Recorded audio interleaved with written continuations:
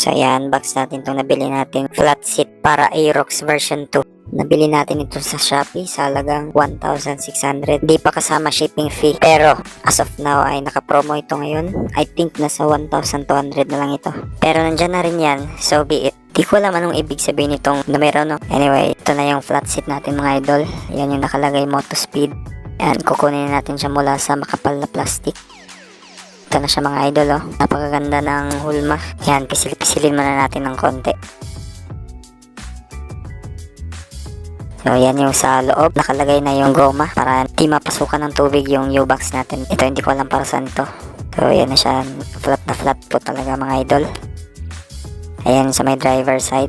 Ayan, medyo mahawakan mo na rin yung plastic. Pero trust me, once masakyan mo na ito ay masasabi mong napaka-komportable. At ganun na rin sa back ride. Kinumpara na natin to sa stock seat.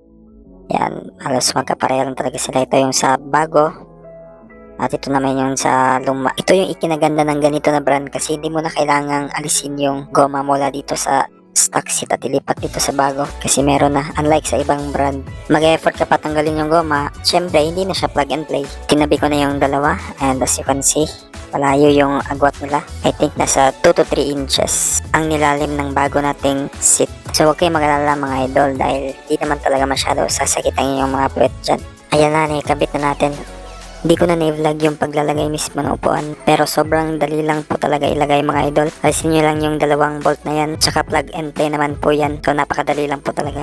Ito na yung kabuuan. Matibay naman siya sa presyong 1.6 lamang. Hindi na kayo lugi doon mga idol, no? Ito sample mga idol. 5'7 yung height ko. Medyo nagtitiptoe pa ako na konti. Naka 295mm na rin yung rear shock.